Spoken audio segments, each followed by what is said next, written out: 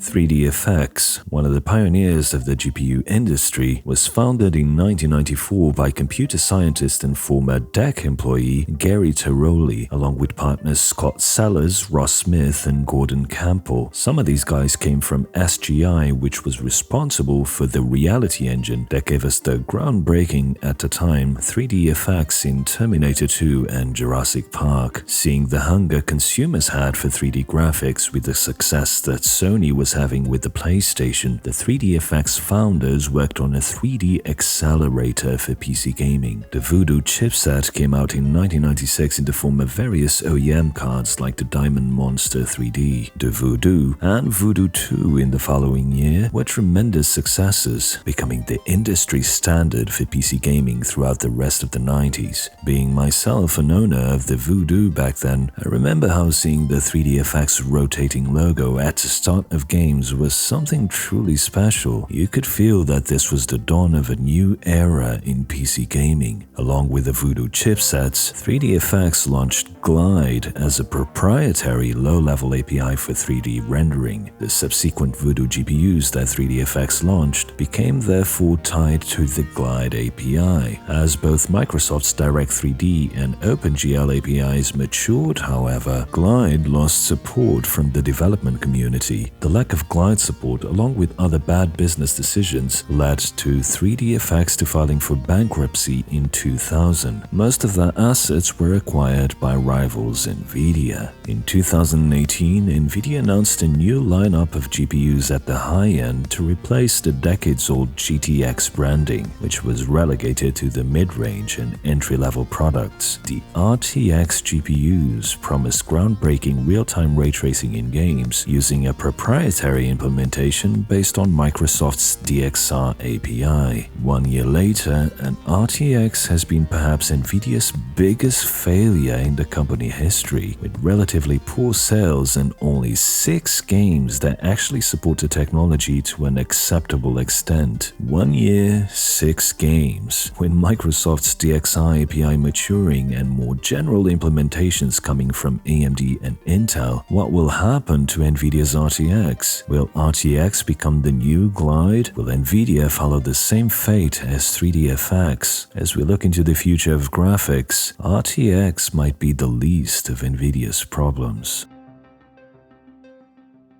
When we talk about the future of graphics, we have to start with real-time ray tracing. Here's the problem with Nvidia's implementation. The thing we liked about our architecture was that you could turn everything on our chip and you would still sustain high performance. In games, if you can't sustain the performance, 30Hz or 60Hz depending on what the game is, it's not playable. The fact that you have all these hardware features that you can't use, who cares? Even before 3DFX had the Voodoo chip out in the market, they were already getting developers to adopt their Glide API, and it was crucial to show game developers that their games would not lose performance when utilizing the chip's novel capabilities. There were no compromises in frames per second. This is in stark contrast to what Nvidia has brought to the market with their RTX technology. You turn on RTX and performance tanks, a lot of the time below the playable standards. And this is the fundamental problem with RTX. It's bad. It's simply a bad implementation of real-time ray tracing, and the market has responded accordingly. A whole year after RTX launched, there is a total of 6 games that have implemented a technology that is supposed to just work. These are Battlefield 5, Shadow of the Tomb Raider, Metro Exodus, Control, Deliver Us the Moon, and COD Modern Warfare. There's also Quake 2, which is more of a curiosity showcase piece than something people will actually play, and an indie title that's on early access called Stay in the Light. If we look at Battlefield 5, with a 2080 Super, a GPU that costs over $700, so more than a whole mid-range system, at 1440p, if you turn ray tracing on, you tank your performance from 111 FPS average to 76 FPS average, and that's for the low RTX mode. If you turn on Ultra, it goes down to 57 FPS FPS average, and many of the reflections still look noisy. Would you want to play a competitive shooter like Battlefield 5 at 57 FPS with a GPU you spent $700 on? Like Ross Smith from 3DFX said, if you have this tech but you can't use it, who will even care about it? Shadow of the Tomb Raider's RTX option is ironically limited to shadows, and you can't even tell when it's on or off. The only thing it does is drop performance. Metro and Control are the only games that implement RTX to a more advanced level, and in both cases the differences are nothing groundbreaking, and the performance hit, again, is massive. 1 year on, we can safely say that the RTX technology is simply bad. There's no way to sugarcoat this. Looking at Nvidia's financial results for the last quarter, we see revenues in gaming continue to fall, dropping 6% over the same period last year. According to Nvidia's CFO Colette Kress, gaming laptops were the standout driver for RTX business. The same for their visualization GPUs, which were driven by sales of mobile workstations. People who bought RTX cards in the DIY market did so because they're high-end Nvidia GPUs. They certainly didn't buy them for the ray tracing performance or for the games, as there are barely any. One thing that I find interesting is that not a single RTX game or demo looks nowhere near as good as Red Dead Redemption 2, which doesn't use the technology. We'll look more closely at this game in a minute. Now you might be thinking, Jensen Wong is a really smart guy, so why did he make RTX ray tracing a failed technology as the focus of Nvidia's bread and butter business, gaming GPUs? It's almost suicidal when you think about it. Wouldn't it make more sense for Nvidia to have launched ray tracing as just an add-on feature like Hairworks? Why focus so hard on ray tracing to the point of renaming GTX to RTX when the technology implementation is fundamentally bad? Despite what he might say at earnings calls and presentations, surely even Jensen realizes how abysmal RTX is, right? Come next year, when Jensen introduces the 3080 and 3080 Ti, it might be easier to understand why Nvidia made this decision. For the 3080 launch,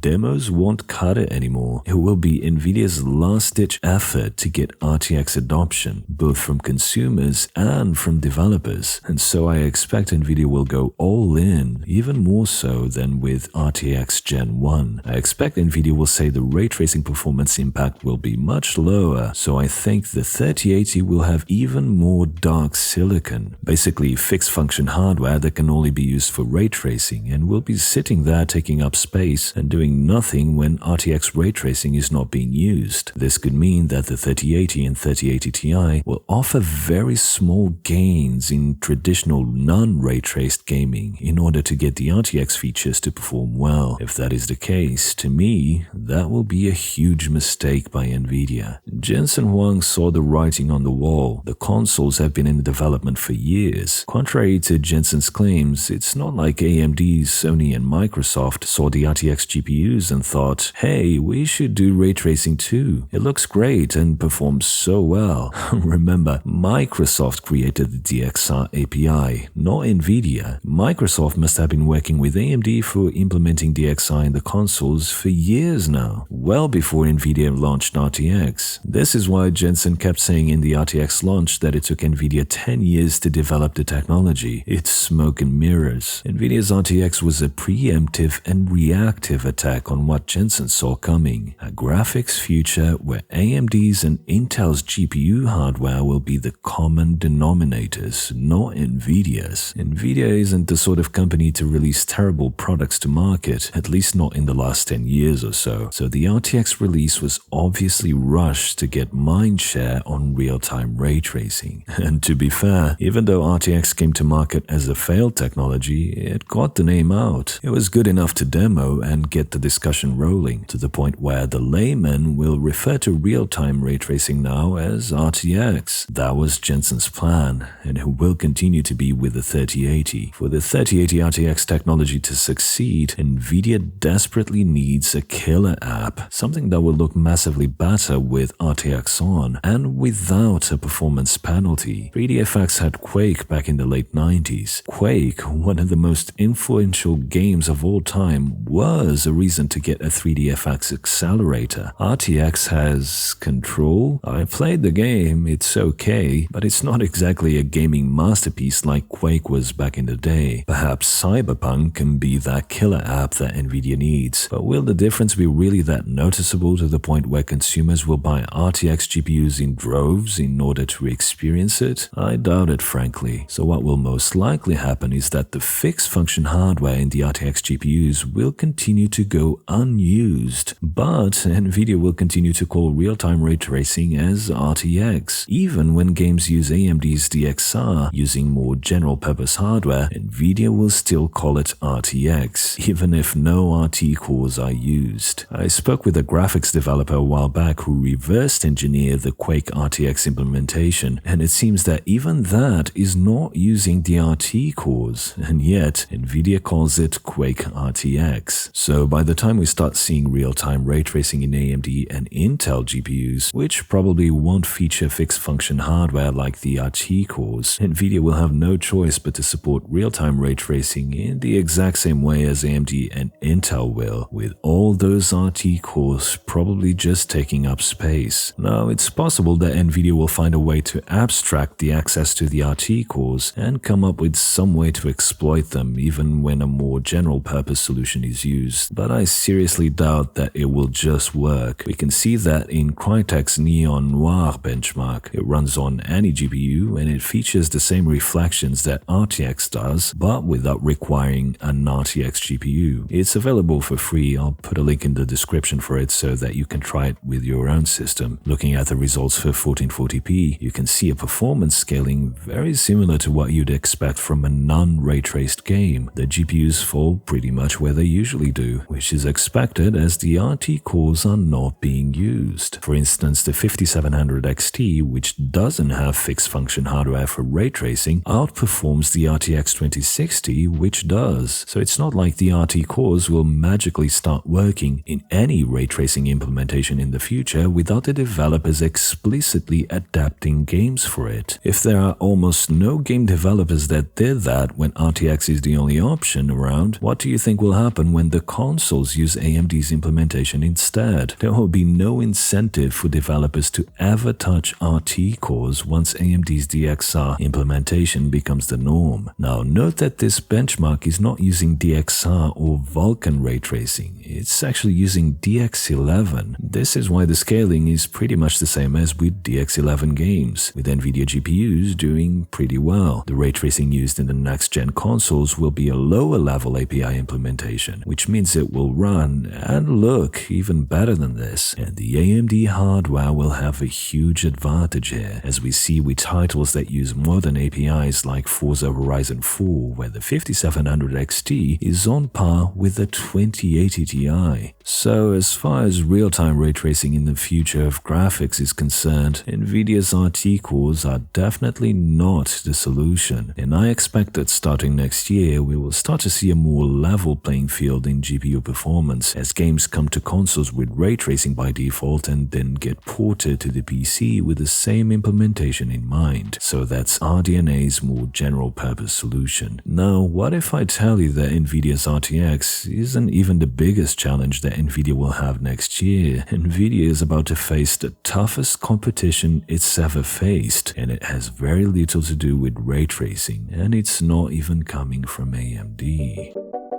The reason why Nvidia succeeded in the late 90s, while others like 3DFX failed, isn't only because developers stopped using Glide, or because Nvidia's GPUs were significantly better than everyone else's. Firstly, Jensen is a great salesman, and Nvidia's marketing has always been excellent. The name GeForce alone is brilliant. If you didn't know, it's actually a crowdsourced name that came from a competition that Nvidia ran to name the chip that would succeed the Riva TNT AMD too. I actually remember when I first heard the name GeForce. It was in the summer of 1999. I was very fortunate to have had access to pretty much the best hardware that was available every year in the 90s, and maybe I'll tell that story someday. So I had a Voodoo and then a Voodoo 2 the following year, and if you think the fanboy wars between Nvidia and AMD today are insane, let me tell you, from 95 till 99, the fanboyism was completely out of control, with fanboys from Matrox, 3DFX, S3, ATI, and Nvidia all fighting to defend their purchasing decisions. But it all ended in that summer of 99. The name GeForce 256 was going around everywhere. The hype around the original GeForce was just unbelievable, and I think the name itself, GeForce, was a big part of it. It completely changed the landscape, and after that, it was all Nvidia, with ATI being the only competitor that survived. So yeah, Nvidia's marketing definitely helped, but the reason Nvidia succeeded had little to do with Glide going out of style or even the brilliant GeForce name. They succeeded because of their business model. While 3DFX and others were obsessed with the high-end, making impressive GPUs that solely targeted DIY enthusiasts, Nvidia, on the other hand, went after the PC OEM business. So that's Dell, Compaq,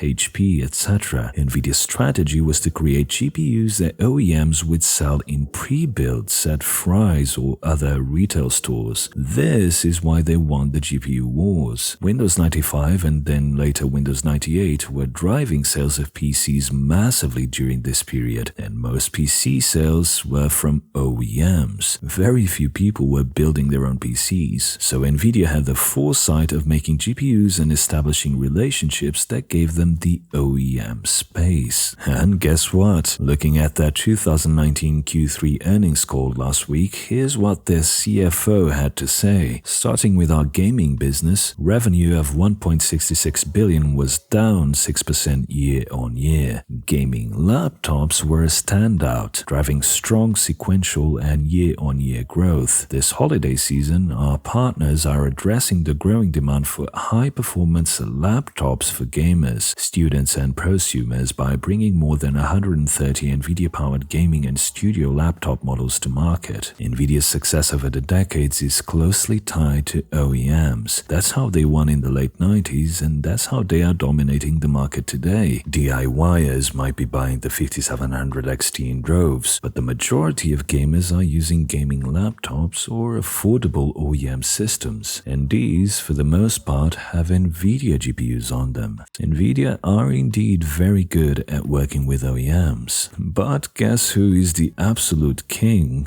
the big kahuna that OEMs bow down to? There has never been a more successful marketing campaign in technology than the Intel Inside campaign. The Intel Inside logo is what's known as ingredient branding. So it's the promotion of a brand within another brand. In 1991, Intel started the Intel Inside program where they would offer a 6% rebate on its purchases for the OEMs who put the little Intel Inside logo on their products. This rebate would be transferred to the OEM's advertising budget. So, for instance, if Compaq sold a PC with the Intel Inside logo, Intel would in turn contribute to their advertising efforts in selling their PC to consumers. Up to 50% of the marketing campaign would be paid by Intel as long as the Intel Inside logo was present. This resulted in a massive explosion of advertising for computers. In addition to that, Intel convinced OEMs to create a sub-brand for their competitors. So if you bought a PC with an AMD processor inside, it would carry a warning saying it didn't have Intel inside, thus differentiating Intel as a premium brand. Nvidia actually tried that with GPP last year because they forgot that this isn't the 90s, and so failed catastrophically. Intel is also excellent at creating standards for OEMs, so that their technology can be used by all of them, and competitors have no choice but to follow follow in Intel's steps most of the time. This gives OEMs a lot of trust in Intel, and it also reduces OEMs' power over Intel. Standards are called standards for a reason. It's difficult for an OEM to just go their own way, so they all hurdle together around Intel. Intel is coming to the GPU mainstream market not to focus on us, DIY enthusiasts, but to take on Nvidia in the OEM space. And this will have repercussions on the future of graphics and even games themselves. Last year I made a video where I explained that Intel's main objective with GPUs was in the server market, and when it comes to the consumer, it's going to be OEMs. So they have the Xe HPC GPU, which focuses on compute rather than graphics, and then XeHP or high power for the data center, and XeLP or low power for all the OEM efforts from notebooks to entry and enthusiast. DIYers like you and I don't care that much about low power, but OEMs certainly do. Now you might say Nvidia have had OEMs on their side for years now. Surely Intel can't just come into the market and push them aside that easily, right? To understand why Intel will absolutely crush Nvidia to the ground starting next year, we need to look at how Intel got to where they are today when it comes to their relationship with OEMs. In the late 70s, Intel was tier 3 in the microprocessor market, behind Motorola and Zilog. Intel launched the 8086 in 1978, the first 16-bit processor, to much media acclaim, but not much business. The legendary Motorola 68000 was killing it with numerous design wins. To get around the fact that Motorola and Zilog kept bringing better microprocessors to the market, Intel executives decided to create a program called Operation Crush. The idea was to go directly to the high-level people at system integrators like HP or Honeywell and convince them that the Intel platform was a better long-term investment than their competitors because of the ecosystem and peripherals and other things they thought gave them an advantage. So the processors might be worse than Motorola's and Zilog's, but the overall platform and especially time to market, at least according to Intel, would be better suited for OEMs. The plan behind Intel's Operation Crush was that they would be the ones setting the rules for the industry. They would define what's important for performance and what represents a competitive advantage for OEMs. Sounds familiar? Have you noticed how Intel's chief performance strategist Ryan Shrout nowadays keeps trying to redefine what metrics constitute real-world performance? Have you seen how he tries to tell the media that Cinebench R20 is not an indicator of real-world performance? This type of strategy is ingrained in Intel's mentality to this day, this idea of setting the rules. And to achieve this back in the late 70s, they went directly to top management at OEMs, so that's CEOs. To this day, no one, not even Nvidia, can challenge this relationship that Intel has established with their partners. The Crush operation took Intel from talking about semiconductor things like registers, address spaces, and buses, and turned it upside down to talking about system integration and an ecosystem. Today, AMD is selling cores, Nvidia is selling RTX, and Intel is busy selling an ecosystem to system integrators and developers. It's a message to build trust for the decades ahead. As far as mainstream GPUs are concerned, Intel will go straight to management at HP, Lenovo, Dell, and others and get their GPUs in systems, promising that the next 10 years will be all about the Intel platform, where they have the best software, as Raja keeps pointing to, the best fabric to connect different things in the age of heterogeneous computing, the forward-looking implementations like Lakefield in the Surface Duo, and the best time to market, because system integration takes a lot of resources, which Intel has plenty of. Nvidia will have a hard time keeping their lunch money. Intel will come into the market not so much focus on the DIY consumer like you and I, but mostly from a systems integrator perspective, which, as we established earlier, is the lifeline that is keeping Nvidia afloat in gaming. Their own CFO admitting as much in their earnings call last week. AMD will also bring fierce competition to Nvidia because of the next-gen console environment being based on Ryzen plus RDNA, so Nvidia really have their work cut out for them. If their gaming business business, which is their largest source of revenue, is going down every year while the competition is just warming up, imagine what will happen when Intel and AMD are firing in all cylinders in 2020 and 2021. Nvidia desperately needs RTX to succeed. They need to position their GPUs as something that Intel and AMD can't do. For us consumers, the good news is that I have a feeling that Nvidia will have to bring down the prices of their high-end GPUs in anticipation of RDNA becoming the industry standard for developers and Intel taking over the OEM space. So there's that to look forward to. Perhaps the 3080 Ti will cost less than $1,000. We'll see. Great challenges force most companies to evolve over time, and we're seeing that happening today with Nvidia, AMD, and Intel. But technologies and their practical implementations are what drive the market forward. Ray tracing is one of them, but there are others. Last week, Epic Games announced the acquisition of Quixel. I've shown clips of Quixel's technology as B-roll in some of my videos in the past, and the first game that caught my eye using the Quixel Megascans technology was Metro Exodus.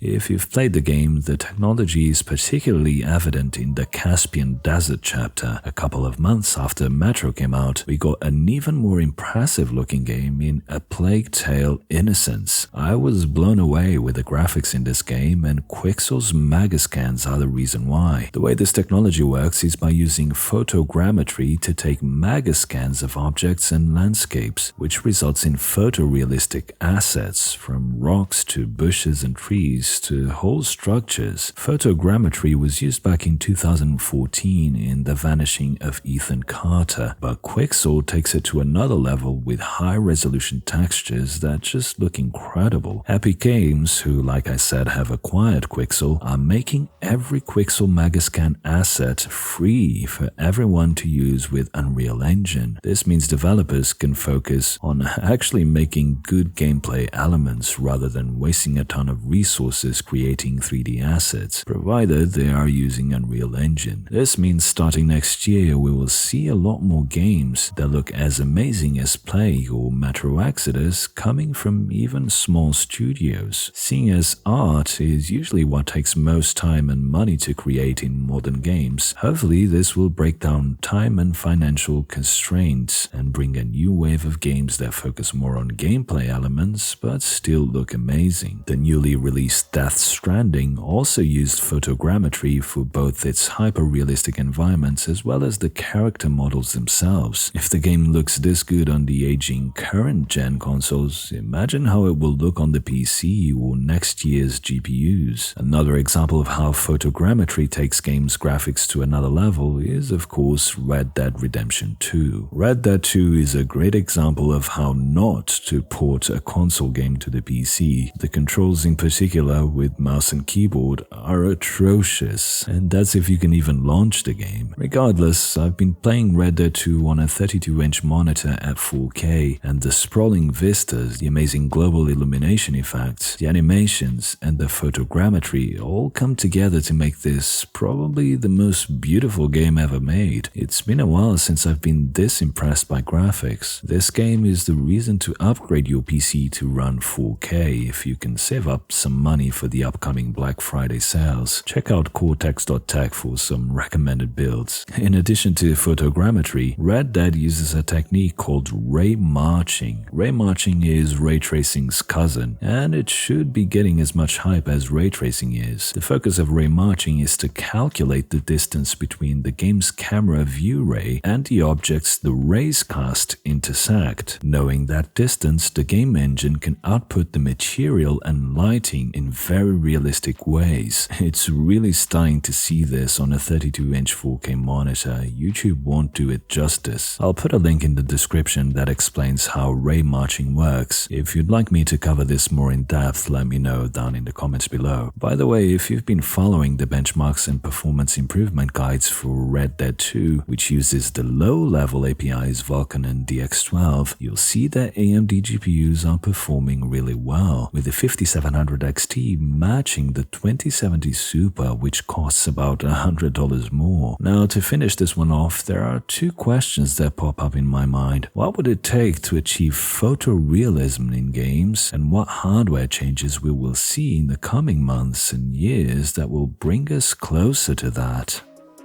It usually takes around 5 to 10 years for some of the visual quality that we see in movies to be approximated in video games. Red Dead Redemption 2 is probably close to a Pixar movie from 10 years ago, if you have the hardware to push the engine to its limits. It's obviously not apples to apples, but with some cheating we can get pretty close. To get photorealistic graphics in games, I think we would need about 50 teraflops of FP32 GPU performance, given that a 2080 Ti, for instance, has a theoretical performance of 13.5 teraflops. We need about 4 times the performance of a 2080 Ti to get photorealism. Unfortunately, 4-way SLI is not supported on the 2080 Ti for this to be tested, and even if it was, there's no game out there that could be scaled to take advantage of this, as it would require super high resolution assets and models with a lot more geometry, etc. It just doesn't seem practical anytime soon.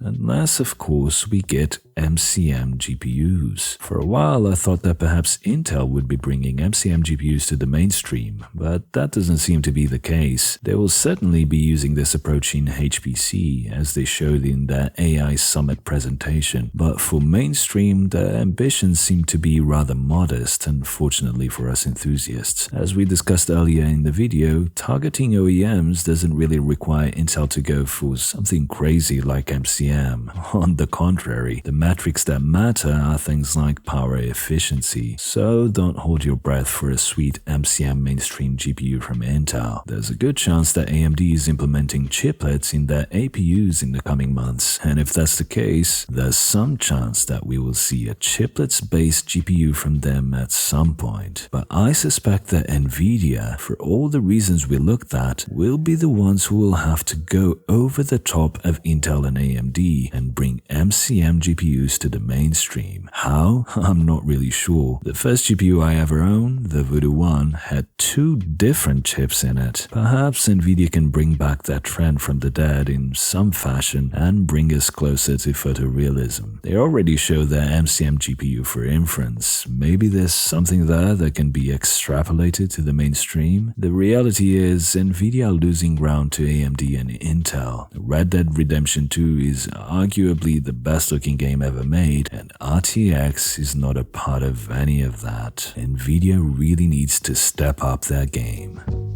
This video was made possible by my awesome patrons. YouTube revenue keeps crumbling down, and it sounds like things will get even worse next year, so consider joining my Patreon and help this channel continue to exist. My patrons also get exclusive access to the Cortex Discord server, where you can join a welcoming community of fellow PC enthusiasts and talk with me directly about tech news and hardware. Join my Patreon today. Thanks for watching, and until the next one.